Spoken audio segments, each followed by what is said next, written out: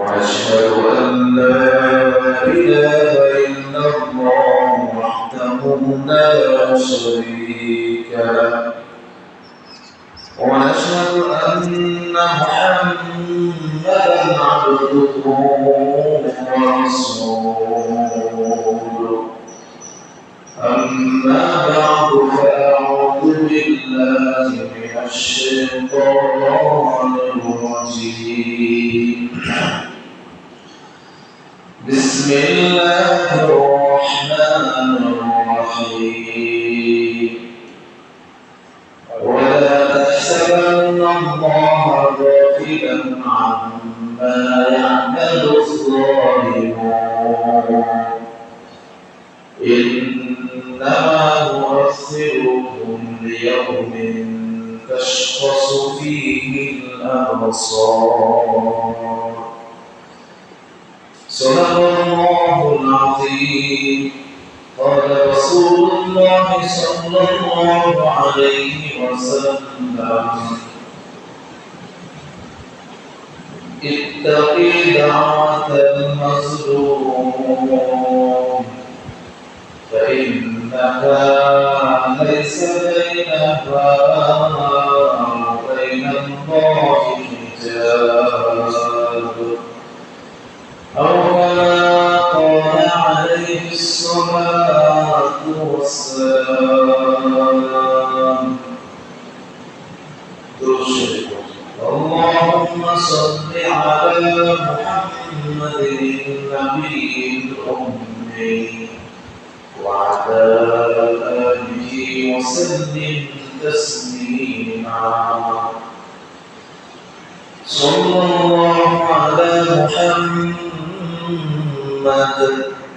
صلى الله عليه وسلم سبحانك لا علم لنا إلا ما علمتنا إنك أنت العليم الحكيم الحمد لله সমস্ত প্রশংসা আল্লাহ রাব্বুল আলামিনের জন্য যে মহান রব আমাদেরকে জুমা দিয়ে নামাজের উদ্দেশ্যে মসজিদে আসার তৌফিক দান করেছেন অন্তর থেকে শুকরিয়া আদায় করি আলহামদুলিল্লাহ মুহতারাম হাজির বর্তমান আমরা যে সময়টা অতিবাহিত করছি পুরো পৃথিবীর দৃষ্টিকোণ থেকে জাতীয় দৃষ্টিকোণ থেকে সামাজিক দৃষ্টিকোণ থেকে পারিবারিক দৃষ্টিকোণ থেকে সকল দিক থেকে জুলুমের শিকার হচ্ছে মানুষ প্রতিটা দিক থেকে মানুষ জুলুম করছে আমাদের উপর কিছু মানুষ জালেমের ভূমিকায় অবতীর্ণ হয় কিছু মানুষ মাজলুম হয় জুলুম কাকে বলে জুলুম মানে হচ্ছে সীমা লঙ্ঘন করা জুলুম অর্থ কোন যে সীমা আল্লাহ রাব্বুল আলামিন দিয়েছেন কোন কাজ কোন কথা কোন আমলের একটা সীমা আছে ওই সীমাটা লঙ্ঘন করা মানে জুলুম অন্য অর্থে বলা যায় যে একটা কাজ নিজের জায়গায় যে জায়গায় রাখার কথা ওই জায়গায় না রেখে অন্য জায়গায় রাখা নির্ধারিত স্থান ব্যতীত অন্য জায়গায় কোনো কিছু রাখাকে কি বলে জুলুম বলা হয় স্বাভাবিকভাবে আমরা জুলুম মানে বুঝি অত্যাচার স্বাভাবিকভাবে আমরা জুলুম মানে বুঝি অত্যাচার নির্যাতন অমুকের উপর জুলুম করছে মানে তাকে মাইলপিট করছে আঘাত দিয়েছে কষ্ট দিয়েছে কথার দ্বারা কাজের মাধ্যমে না মেনেও জুলুম করা যায় যে কোনোভাবে কি জুলুম করেছে তো যেহেতু সব দিক থেকে জুলুম আমাদেরকে এখন ঘিরে ধরেছে জালেম এবং মাজলুমের ব্যাপারটা এখন মধ্যেই চলে এসেছে, ঘরে চলে এসেছে, সমাজে চলে এসেছে, আমাদের এলাকায় চলে এসেছে, দেশে চলে এসেছে, পুরো আন্তর্জাতিক পরিমণ্ডলে জুলুম চলে এসেছে, জুলুমের শিকার হচ্ছে মুসলমান, মুসলমান সব জায়গায়। এই জন্য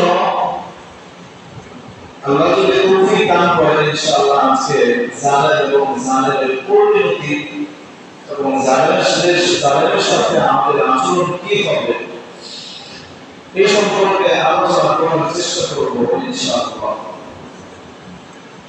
মুহতারাম হাজিরিন, আল্লাহ রাব্বুল আলামিন পবিত্র কোরআনে ইরশাদ করেন, ইন্নাহু লা ইফলিহুস যালিমুন, যারা জালেম, যারা অত্যাচারী, যারা জুলুম করে, যারা মানুষের উপর নির্যাতন চালায়, যে ব্যক্তি জালেম সে কখনো সফল হতে পারে না। জালেম কখনো সফল হতে পারে না, জালেমের কোনো সফলতা নেই, তার শুধু ব্যর্থতা থাকে। সাময়িক দৃষ্টিকোণ থেকে দেখা যাবে যে সে জুলুম করে সফল, সে দমন নিপীড়ন করে মানুষের মুখ বন্ধ রাখে, কিন্তু শেষ যদি দেখা যায়, শেষ পরিণতি যদি দেখা যায়, তাহলে সে দেখা যাবে সফল নয়। আর যে ব্যর্থ আর কেউ হতে পারে না, সে দুনিয়াতে ব্যর্থ হয়, আখিরাতে তার ব্যর্থতা তো কোনো সন্দেহই নাই। এই জন্য আল্লাহ রাব্বুল আলামিন বলেছেন, ইন্নাহু লা ইফলিহুস যালিমুন, জালেম কখনো কি হতে পারে না, সফল হতে পারে না। অন্য আয়াতে আল্লাহ রাব্বুল আলামিন কালামে পাকে ইরশাদ করেছেন, মা লিয-যালিমিনা মিন হামীমিন ওয়ালা শাফীঈন ইউতাআ, যারা জালেম তাদের কোনো বন্ধু থাকবে না, ওয়ালা শাফীঈন, এবং এমন কোনো সুপারিশকারী তারা পাবে না, তাদের জন্য এমন সুপারিশকারী থাকবে না ইউতাআ, যাদের সুপারিশটা তাদের ব্যাপারে গ্রহণ করা হবে। তাছাড়া কোনো ব্যাপারে কিছু বড় মানুষ সুপারিশ করলে কাজ হয়ে যায়, কখনো মেম্বার করলে হয়, কোনো ক্ষেত্রে চেয়ারম্যান করলে হয়, কোনো ক্ষেত্রে এমপি, উপজেলা চেয়ারম্যান সুপারিশ করলে কাজ হয়ে যায়।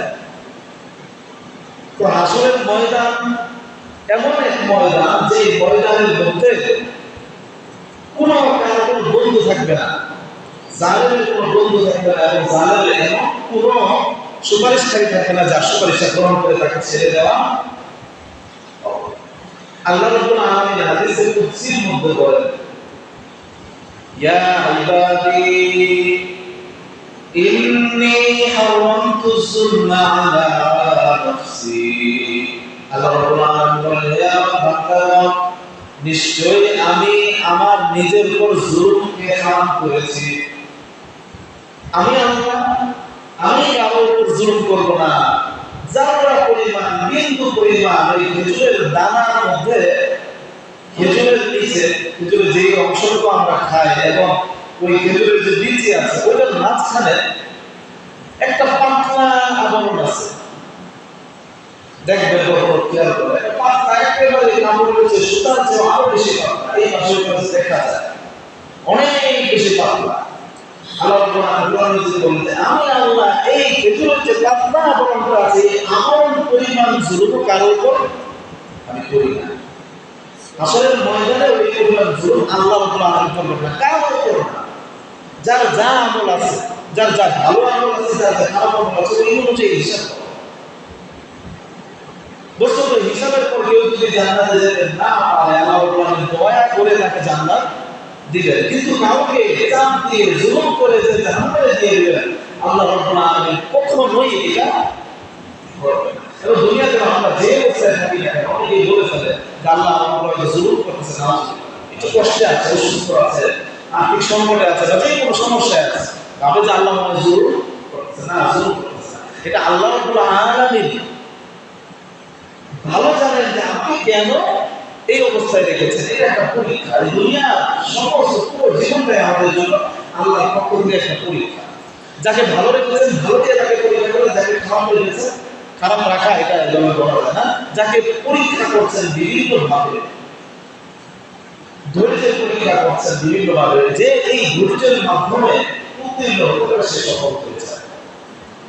তোমার তারা নাজির আল্লাহ রাব্বুল আলামিন কারোর উপর জুলুম করেন না, নিজের উপর জুলুম হারাম করে দিয়েছে। এরপরে বলেন ওয়া আনতুহু বাইনাকুম মাহরুমান, এবং আমি এই জুলুমকে তোমাদের মাঝে আমি হারাম করে দিয়েছি। সুবহানাল্লাহ, নিজের জন্য জুলুম হারাম করেছি এবং তোমাদের জন্য জুলুম হারাম। ফালা তাযালামু, সুতরাং তুমি একে অপরের তোমরা একজন আরেকজনের উপর জুলুম করো না, অত্যাচার করো না। কিন্তু আমরা পৃথিবীর শুরু থেকেই যদি দেখি, শুরু থেকে জুলুমটা হয়ে আসে। বিভিন্ন জামানায় বিভিন্ন ভাবে জালেমের আবির্ভাব হয়েছে। এক এক সিজনে এক এক সময়ে এক এক জালেমের জুলুমের মাত্রা বিভিন্ন রকম ছিল। ভিন্ন এক একজনের জুলুম এক এক রকম ছিল। কিন্তু যেই যুগে জালেম আসুক না কেন, জালিম তার পরিণতি দুনিয়াতে ভোগ করেছে। আল্লাহ রাব্বুল আলামিন জালিমের শাস্তি দুনিয়াতে দিয়েছেন। কোন কোন ক্ষেত্রে আখিরাতের জন্য আল্লাহ রাব্বুল আলামিন রেখেছেন। অধিকাংশ সময় জালিমকে দুনিয়াতে শাস্তি দেন, আখিরাতের শাস্তি তো রয়েছে, দুনিয়াতে মানুষদেরকে শিক্ষা দেওয়ার জন্য শাস্তি দেন এবং আল্লাহ দিয়ে দেখিয়ে দেন, দেখো এই যে জুলুম করেছে, অমুক জুলুম করেছে, তমুক জুলুম করেছে, ফেরাউন জুলুম করেছে, তার জুলুমের পরিণতি কি হয়েছে দেখো। তো পৃথিবীর শুরুতে একজন জুলুম করেছিল, হযরত আদম আলাইহিস সালামের সন্তান কাবিল। কাবিল তার ভাই হাবিলের উপর জুলুম করেছিল। তারা যখন কুরবানি করার পর হাবিলের কুরবানি কবুল হয়েছিল, কাবিলেরটা হয় না, যার কারণে হিংসা বশত সে বলেছিল আমি তোমাকে হত্যা করে ফেলব। এটা বলে সে হত্যা করে ফেলেছে। কিন্তু হত্যা করার পরপরই তার যন্ত্রণা শুরু হয়ে যায়, মানসিক যন্ত্রণা, প্রেশার। এই যে মেরেছে, এই লাশকে এখন কি করবে, এই টেনশনে ঘুরতে ঘুরতে তার দিশেহারা অবস্থা। অবশেষে আল্লাহ রাব্বুল আলামিন সে সৃষ্টি সারা যে মানুষ, এই মানুষকে সৃষ্টি তো নিচু স্তরের একটা প্রাণীর মাধ্যমে, বলা যায় নিকৃষ্ট একটা প্রাণীর মাধ্যমে তাকে শিখিয়ে দিয়েছে। নিকৃষ্ট একটা প্রাণীকে তার শিক্ষক বানিয়েছে, যার কারণে সে মনে মনে খুব অপমানিত বোধ করেছে, সে খুব লাঞ্ছিত হয়েছে। সে লাঞ্ছিত হয়ে বলে, ইয়া ওয়াইলাতা, হায় আফসোস, আজাজতু আন আকুনা মিসলা হাযাল গুরাবি, আমি কি এই কাকের সমান হতে পারলাম না। দুইটা কাক দিয়া আল্লাহ রাব্বুল আলামিন তাকে শিখিয়েছে যে কিভাবে তার ওই যে ভাইকে হত্যা করেছে তাকে কিভাবে দাফন করবে, এটা শিখিয়েছে। যখন এটা দেখলো তখন সে দিশেহারা হয়ে গেল, হায় হায়, আমি কি এত অদম্য হয়ে গেলাম, আমি কি এতই বুদ্ধিহীন বিবেকহীন হয়ে গেলাম যে আমি এই বুদ্ধিটাও আমার কাছে আসে নাই, আমি কি কাকের চেয়েও নিকৃষ্ট হয়ে গেলাম। তাহলে সে যে হত্যা করলো, সে যে তার ভাইয়ের উপর জুলুম করলো, জুলুম করে কি সে শান্তি পেয়েছে? শান্তি পায়। পিতা মাতার অভিশাপ, আল্লাহর অভিশাপ এবং নিজেকে অভিসম্পাদ করেছে, নিজে অপমান অপদস্থ হয়েছে। এরপরে প্রসিদ্ধ একজন জালেম, বলা যায় পৃথিবীর সবচেয়ে বড় জালেম যে কয়েকজন ছিল তার মধ্যে একজন, অথবা বলা যায় সেই সবচেয়ে পৃথিবীর বড় জালেম, নাম হচ্ছে ফেরাউন। নাম কি? ফেরাউন। ফেরাউন হযরত মুসা আলাইহিস সালামের জামানা, ওই সময়টা যে ফেরাউন ছিল, এই ফেরাউন আল্লাহ রাব্বুল আলামিনের যে একত্ববাদের দাওয়াত দিয়েছে এটা অস্বীকার করেছে। সে তার যে গোত্র আছে, তার গোত্রের মধ্যে বিভিন্ন ভাগ করে ফেলেছিল। তার যে শাসনের অন্তর্গত লোকেরা আছে ওইখানে বিভিন্ন ভাবে সে বিভিন্ন দল করেছে। আল্লাহ রাব্বুল আলামিন ফেরাউন সম্পর্কে বলেন, ইন্না ফিরাউনা আলা ফিল আরদি ওয়া জাআলা আহলাহা শিয়া ইয়াসতাদঈফু মিনহুম তাঈফা। আল্লাহ রাব্বুল আলামিন বলেন, ইন্না ফিরাউনা আলা ফিল আরদি, ফিরাউন জমিনের মধ্যে জুলুম করেছিল, উদ্ধত প্রকাশ করেছিল, অহংকার করেছিল, সে যেভাবে ইচ্ছা সেভাবেই চলতেছিল। ওয়াজআলা আহলাহা শিয়াআ, এবং তার যে অধিবাসীগুলো আছে যারা তার রাজ্যে যারা থাকতো তাদেরকে বিভিন্ন দলে বিভক্ত করে ফেলেছিল। ইয়াস্তাদিউ মিনহুম তাইফা, এবং এই যে দলগুলো, এই দলের মধ্যে একটা দলকে সে বেশি দুর্বল বানিয়ে ফেলেছিল। এই দলটার উপরে সে জুলুম নির্যাতন চালাতো। কিভাবে? ইউযাব্বিহু আবনাআহুম ওয়া ইস্তাহয়ী নিসাআহুম, এই গোত্রের যারা পুরুষ, যারা ছেলে সন্তান, তাদেরকে সে জবাই করে ফেলতো। ওয়া ইস্তাহয়ী নিসাআহুম, এবং এই কওমে, এই দলের যারা মহিলারা ছিল, যারা নারীরা ছিল, তাদেরকে সে জীবিত রেখে সে কি বানাতো? দাসী বানাতো, বান্দি বানাইতো, কাজ করাইতো, নির্যাতন করতো, নানাভাবে কষ্ট দিত। এরকম জুলুম ফেরাউন এই পৃথিবীতে করেছে।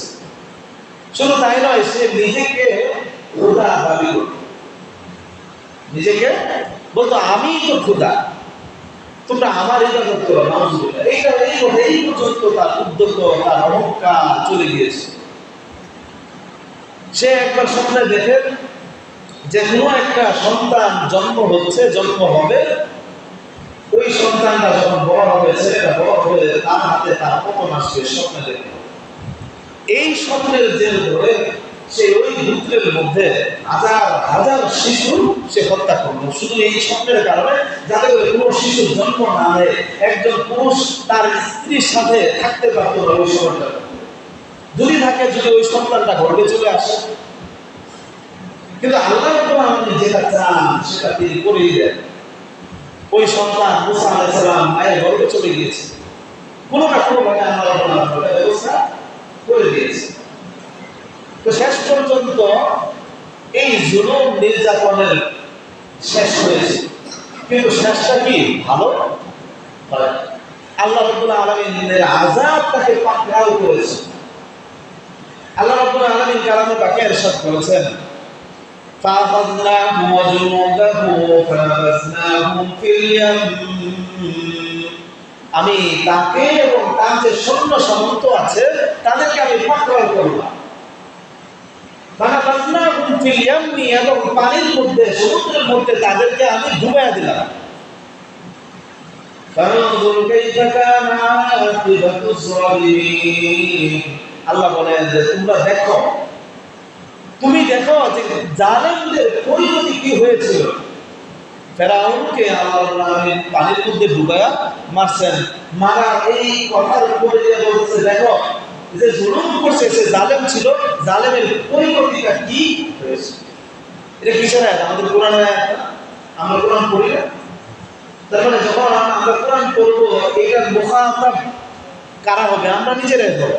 মানে আল্লাহ আমাদেরকে বলতেছে, আমাকে, আপনাকে, আমাদের মধ্যে যারা দায়িত্বশীল আছে, যারা বড়রা আছে, তাদেরকে আল্লাহ এটা বলতেছে যে তুমি জুলুম করতেছ, তুমি দেখো জালেমের পরিণতি কি হয়েছিল, তুমি কিভাবে জুলুম করতে চাও। তুমি এই পরিণতি দেখার পরও যদি জুলুম করো, আমি তোমাকে দেখাইলাম, আমি তোমাকে নসিহত, এখানে ঘটনাটা আমি তোমাকে উল্লেখ করলাম কোরআনের মধ্যে, ফেরাউনের কি পরিণতি করেছে। এরপর ফেরাউনের পরজনের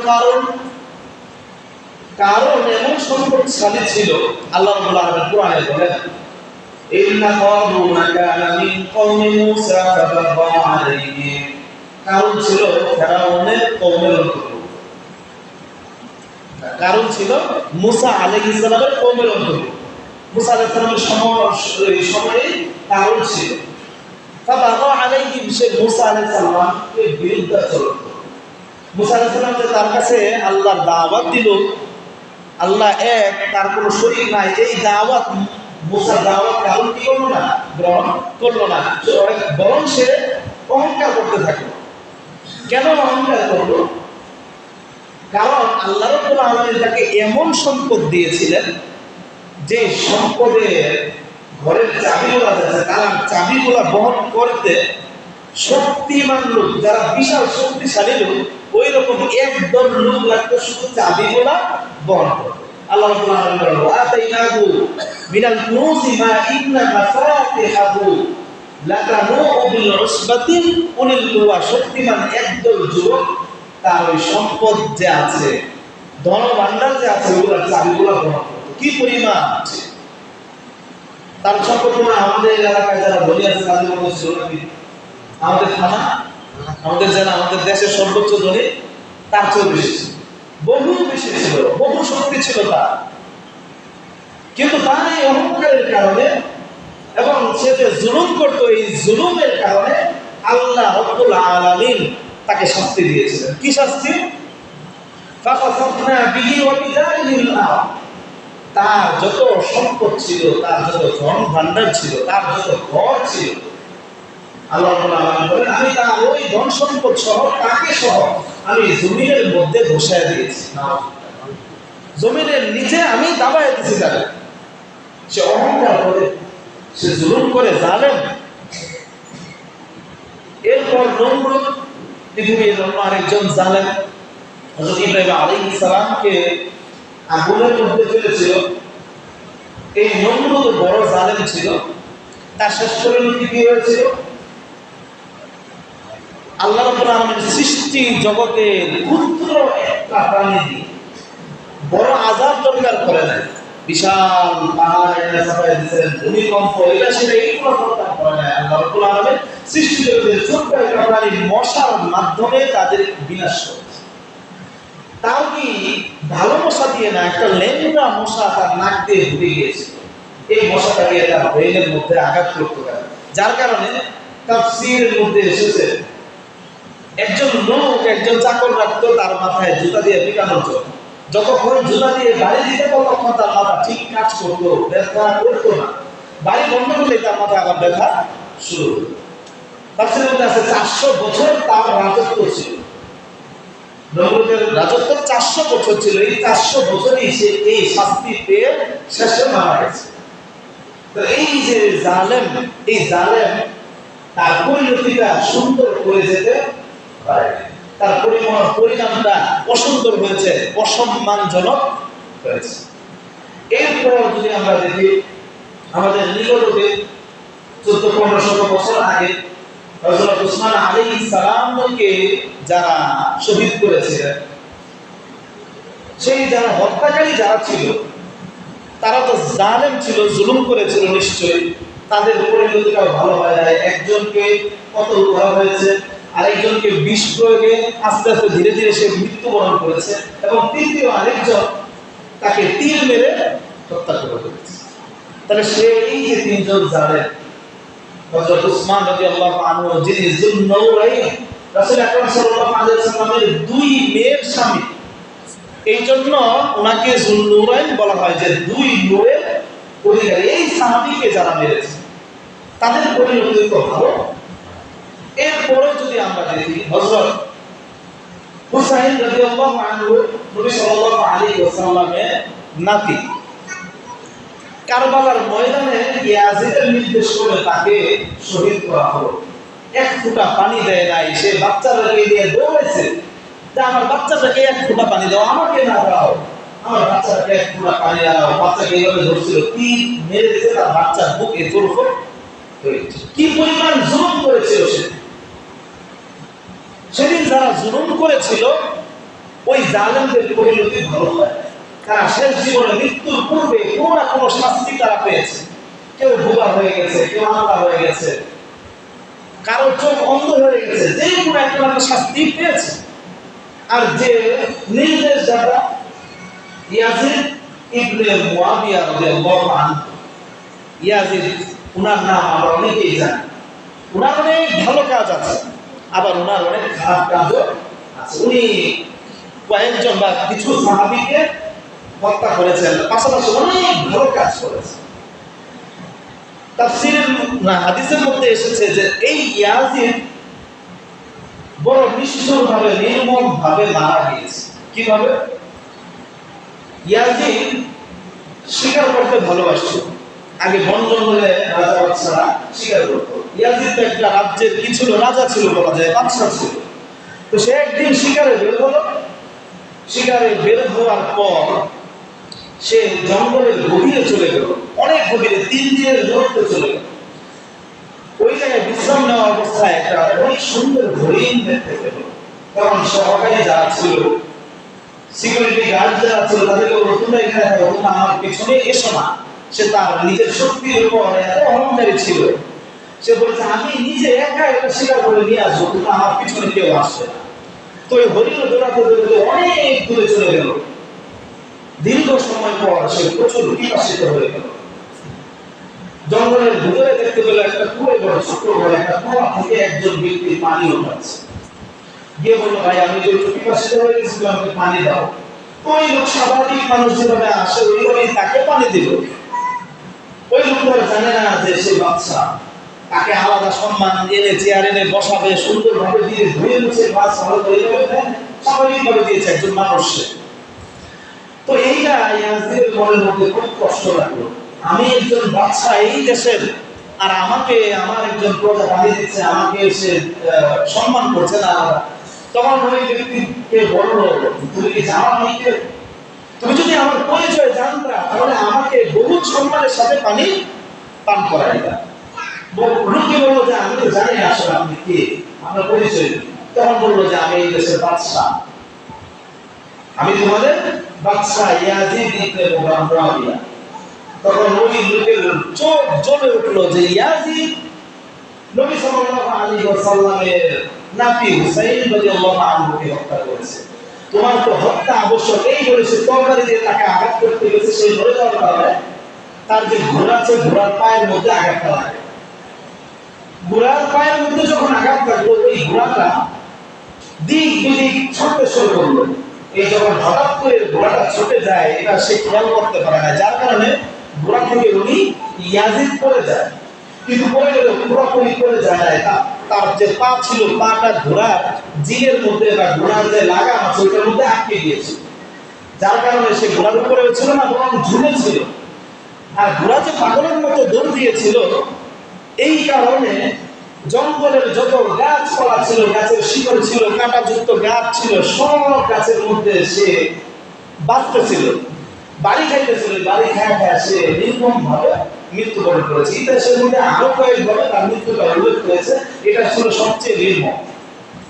এরপরে যদি বলি হাজ্জাজ বিন ইউসুফ, আরেকজন জালেম, ওনারও ভালো কাজ আছে, অনেক ভালো ভালো কাজ করেছেন, কিন্তু ইতিহাসের মধ্যে এসেছে যে তার ভালো কাজগুলো, তার যে অত্যাচার জুলুম ছিল এইগুলো নিজে চাপা পড়ে দিয়েছে, যার কারণে ভালোভাবে তার নাম কেউ নিতে চায়। তো উনি একজন সাহাবীর উপরের যুগে যারা এসেছিল তাবেঈকে হত্যা করেছিলেন। হযরত যায়েদ ইবনে জুবায়ের রাহিমাহুল্লাহ তাআলা, ওনার কোনো দোষ ছিল না, শুধু তাকে হত্যা করে দেন। হত্যা করার পর তার মধ্যে একটা স্থিরতা শুরু হয় যে আমি কি করলাম, মাথার মধ্যে টেনশন শুরু হয়। যখন মইতে যায় তখন সে চেয়ে দেখে ওই যায়েদ যাকে সে হত্যা করেছিল, শহীদ করেছিল, তিনি আয়েশা বলে এই হাজ্জাজ তুমি আমাকে কেন মারলা, আমার কি অপরাধ ছিল, আমি কি করেছিলাম তোমাকে? এই কারণে সে কোনোদিন শান্তি মতো ঘুমাইতে পারত। কয়েকদিন পরে দেখা গেল তার শরীর আস্তে আস্তে অবনতির দিকে, চিকিৎসক দিকে আনা হলো। চিকিৎসক পরীক্ষা করতে শুরু করলো। পরীক্ষা করলো একটা গোস্তের টুকরা, একটা ছোট্ট জীবন রশিদের মাধ্যম বাইরা তার মুখ দিয়া তাকে হা করায়া গোস্তের টুকরাটা গলার ভিতরে ছাড়লো রশিটা দিয়ে। রশিটা বাইরে ধরে রাখছে, গোস্তের টুকরাটা এই পর্যন্ত আসছে। কিছুক্ষণ পর এই গোস্তের টুকরাটা বের করছে। বের করার পর দেখা গেল এই গোস্তের মধ্যে পচা পোকা ভরপুর হয়ে গেছে। মানে তার ভিতরে ক্যান্সারের পোকায় আক্রান্ত হয়ে সে একটা ভিতরটা শেষ হয়ে গেছে। এই তাবেঈকে হত্যা করার 40 দিন পরে সে এই যে ভয়ানক নির্মম ভাবে এবং অপমানজনক মৃত্যুতে সে মৃত্যুবরণ করে। এই ইতিহাসের মধ্যে কয়েকজন উল্লেখযোগ্য জালেম যারা তাদের মৃত্যুর অবস্থা বললাম, কোন একজন জালেম সুন্দরভাবে মৃত্যুবরণ করতে পারে না, কোন একজন জালেম সম্মানের সাথে মৃত্যুবরণ করতে পারে না। এই জন্য আল্লাহ রাব্বুল আলামিন কোরআনের মধ্যে বলেন যে তোমরা এটা ভেবো না, যে আল্লাহ রাব্বুল আলামিন বেখবর, আল্লাহ কিছু জানেন না। অনেক সময় জালেম জুলুম করে সাথে সাথে কি তার অপরাধের শাস্তি আল্লাহ দেন? সাথে সাথে দেন না। কারো দুনিয়াতে দেন, কারো দুনিয়াতে দেন না, তার শাস্তি আখিরাতে হবে। তো আল্লাহ রাব্বুল আলামিন যাকে যেটা কল্যাণ মনে করেন ওইভাবেই করেন। কিন্তু আমাদের যে ব্রেন, এই ব্রেনে আমাদের বুঝে আসে না, যার কারণে অনেক সময় আমরা বেসবর হয়ে বলি এই এত জুলুম করতেছে এই ভুল, আল্লাহ রাব্বুল আলামিন এর কেন শাস্তি দেয় না? এই মুসলমানদের উপর অমুক ইয়াহুদিরা এটা সেটা করতেছে, অমুক মুসলমানের উপর অমুক মুসলমান হয়েও জুলুম করতেছে, এটাকে আল্লাহ দেয় না? নাউজুবিল্লাহ, এরকম কথা অনেকে বলে। তাদের এই প্রশ্নগুলোর জবাব আমি মনে করি এই আয়াতের মধ্যে আছে। আল্লাহ রাব্বুল আলামিন বলেন ওয়ালা তাহসাবান্নাল্লাহা গাফিলান আম্মা ইয়া'মালুজ যালিমুন। তুমি মনে করো না, তুমি এটা মনে করো না আল্লাহু গাফিলান, আল্লাহ রাব্বুল আলামিন বেখবর আম্মা ইয়া'মালুজ যালিমুন, জালেমরা যে জুলুম করতেছে, যে কাজগুলো জালেমরা করতেছে, মানুষের উপর অত্যাচার, মানুষের হক নষ্ট, মানুষকে হত্যা করা, যে কাজগুলো জালেমরা করতেছে, আল্লাহ এই সম্পর্কে বেখবর, এটা তুমি ভাইবো না। ওয়ালা তাহসাবান্না, তোমরা এটা ভাইবো না আল্লাহ বেখবর না, আল্লাহ সব কিছু দেখেন। ওয়ালাকিন ইউআখিরুহুম লিয়াউমিন তাশখাসু ফীহিল আবসার, বরং আল্লাহ সব কিছুই দেখতেছে, কিন্তু আল্লাহ ছাড় দেয়। ওয়ালাকিন ইউআখিরুহুম, আল্লাহ তাদেরকে ছাড় দিতেছে, ধীরে দিতেছে। তুমি জুলুম করতেছো, করতে থাকো। ফেরাউনকে আমি পানিতে ডুবাই মারছি, কারণকে আমি জমিনের মধ্যে দশায় দিছি।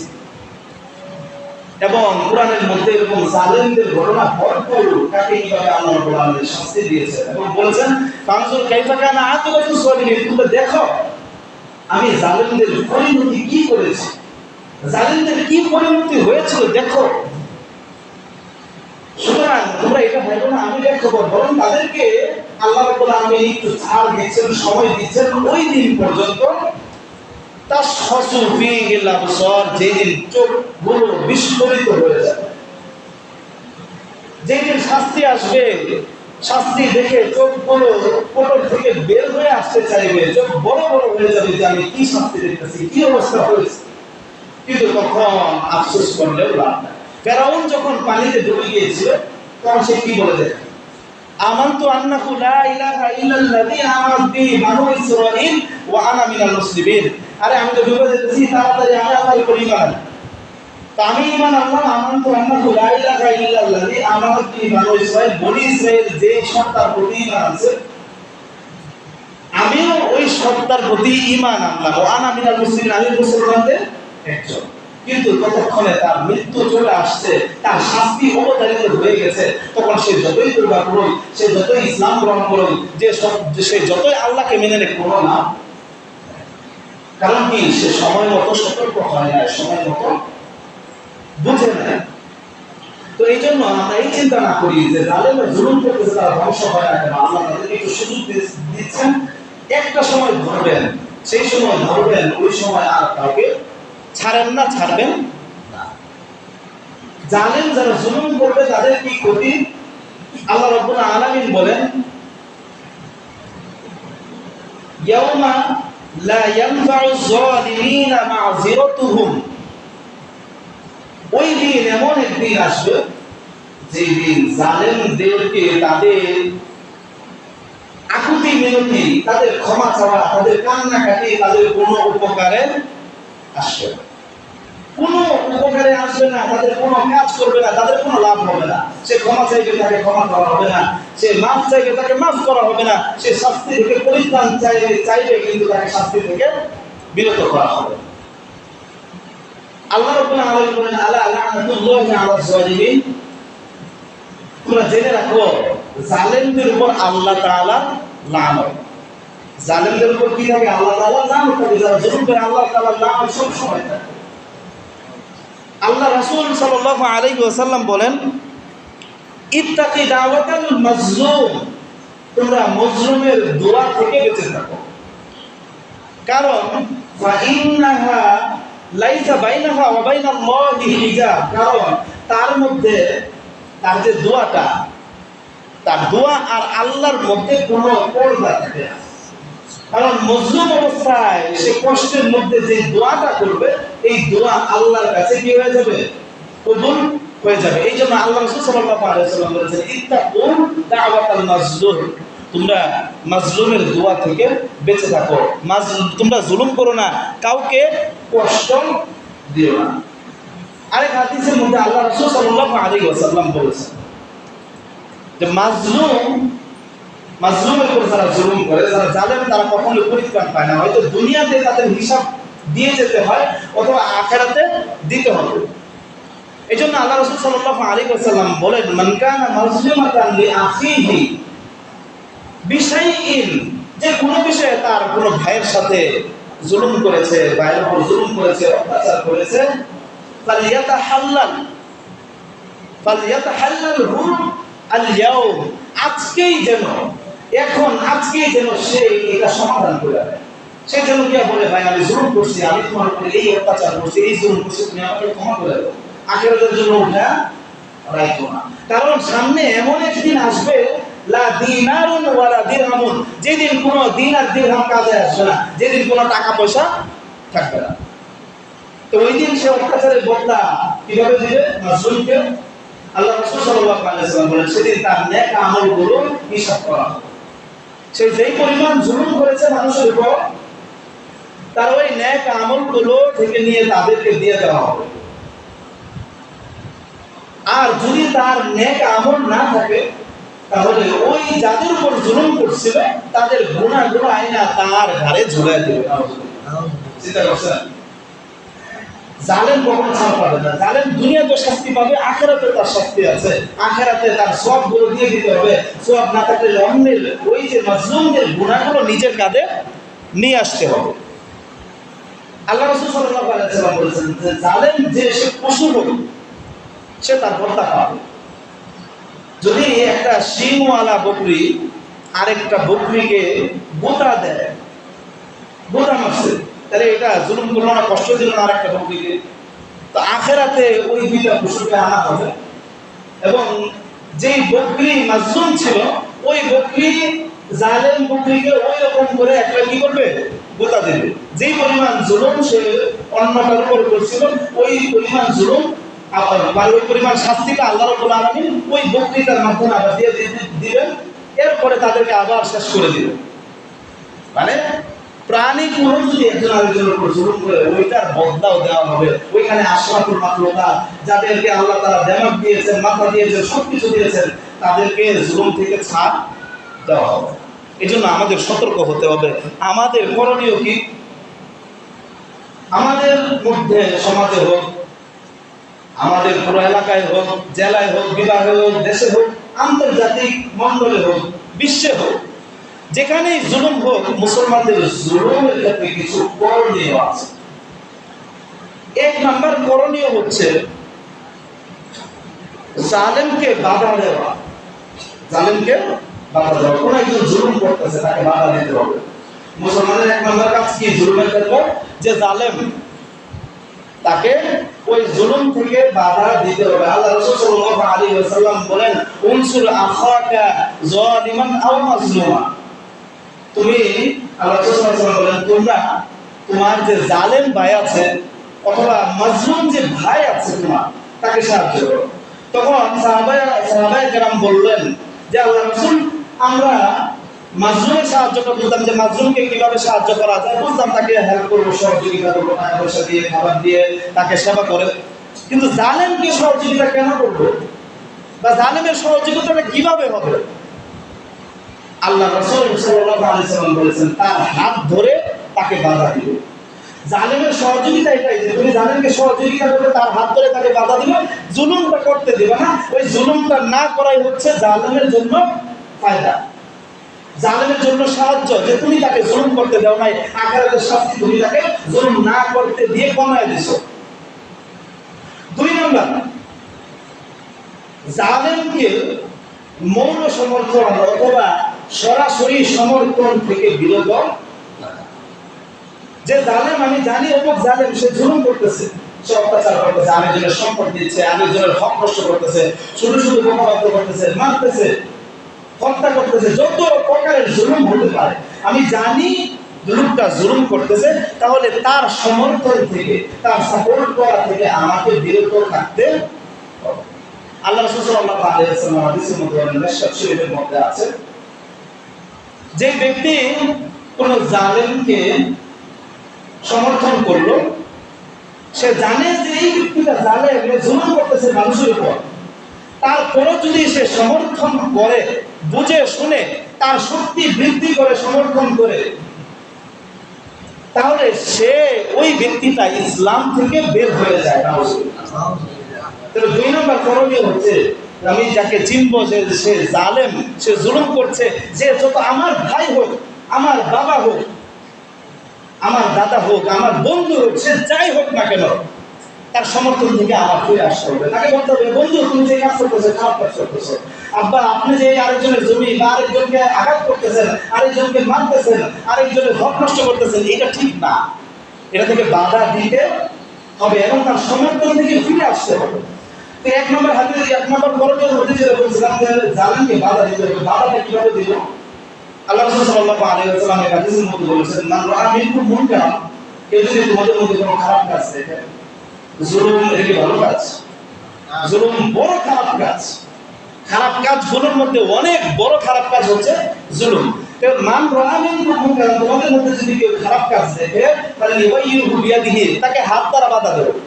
তোমার শক্তি আছে, তুমি হাত দিয়ে তাকে হাত ধরবা, দিয়ে বলবো যে ভাই জুলুম করা যাবে না, এই ব্যক্তি নির্দোষ, তার উপর জুলুম আপনি করবেন না, তাকে হাত দ্বারা বাধা দেবো। যদি না পারো, ফাইল্লাম তাসতাতি, তুমি পারতেছো না হাত দিয়ে হবে, তোমার ওই শক্তি নাই, যে জুলুম করতেছে তার শক্তি বেশি, তাহলে কি হবে? পাবে লিসানিহি, তোমার জবান দ্বারা তুমি তাকে বাধা দিবা, বলবা, কথা বলবা, তোমার মুখ থেকে কথা বলতে হবে, কথা বলে, তোমার তো জবান আছে, তুমি কথা বলে তাকে বাধা দিবা।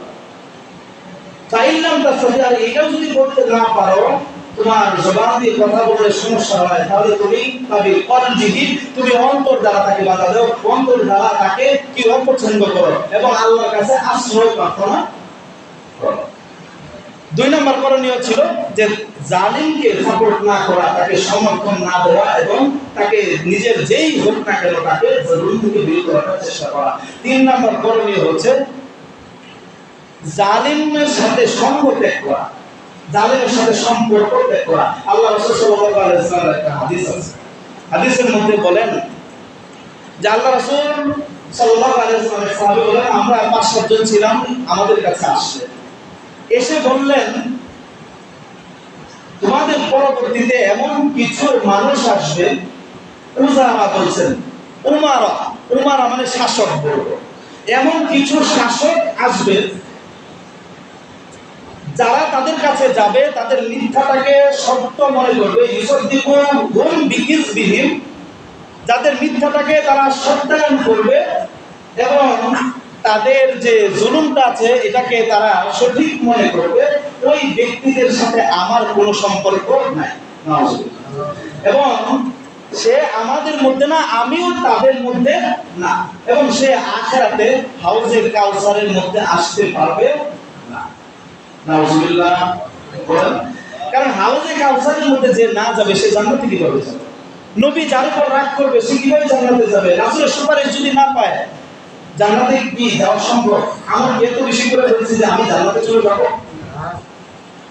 2 নম্বরে আল্লাহ রাসূল সাল্লাল্লাহু আলাইহি ওয়াসাল্লাম বলেন, যারা তাদের কাছে যাবে না, যারা তাদের কাছে যাবে না, তাদের মিথ্যাটাকে সত্য বলে প্রকাশ করবে না এবং তাদের জুলুমটাকে তারা সাপোর্ট করবে না, জুলুমটাকে তারা ঠিক বলে সমর্থন করবে না, আনা মিনহুম, আমি তাদের মধ্যে থেকে, আল্লাহ রাসূল সাল্লাল্লাহু আলাইহি ওয়াসাল্লাম বলেন, আমি তাদের মধ্যে থেকে এবং তারা আমার মধ্যে। তার মানে যারা জালেম আছে, জালেমদের কাছে যারা যাবে না, জালেমের জুলুম যারা সমর্থন করবে না, জালেমের মিথ্যাকে যারা সত্য বলে বলবে না, তারা আল্লাহ রাসূল সাল্লাল্লাহু আলাইহি ওয়াসাল্লামের উম্মত বলে বিবেচিত হবে। আল্লাহ রাসূল সাল্লাল্লাহু আলাইহি ওয়াসাল্লাম তাদের অন্তর্ভুক্ত, তারাও আল্লাহ রাসূল সাল্লাল্লাহু আলাইহি ওয়াসাল্লামের উম্মতের অন্তর্ভুক্ত এবং তারা হাউজে কাউসারে আসতে পারবে। তার মধ্যে আমাদের এই যে আলোচনা করা হলো, জালেম নিজে জালেম হওয়া থেকে বেঁচে থাকা এবং আমার আশেপাশে আমার চোখের সামনে যেখানে জুলুম হয় সেখানে আমার বাধা দেওয়ার চেষ্টা করা, বাধা দেওয়ার যে সিস্টেম বলেছি যেভাবে আমার সম্ভব হয় ওইভাবে আমার বাধা দিতে হবে। যে যত বড় হোক, যত কিছুই হোক, জুলুম করতেছে মানে সে খারাপ কাজ করতেছে। ইন্নাহু লা ইফলিহুল জালিমুন, আল্লাহ রাব্বুল আলামিন বলেছেন জালিমরা কখনো সফল হয় না। এইজন্য আমাদের দৃষ্টিতে যেখানেই আসে, যেখানে যেভাবে জুলুম হচ্ছে, যেখানে যেভাবে মানুষকে মানুষ জুলুম করতেছে, মারতেছে, হত্যা করতেছে, অত্যাচার করতেছে, আমাদেরকে সেই জুলুমের ব্যাপারে সোচ্চার হতে হবে।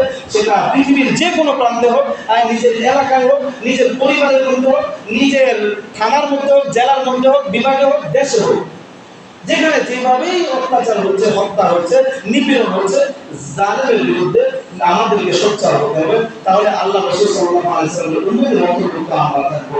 আল্লাহ রাব্বুল আলামিন আমাদেরকে এই কথাগুলো বোঝার, আমল করার তৌফিক দান করুন। আমাদেরকে জালেম অথবা মাজলুম হওয়া থেকে আল্লাহ রাব্বুল আলামিন হেফাজত করুন। সকলে বলে আমিন। আমিন। আলহামদুলিল্লাহ।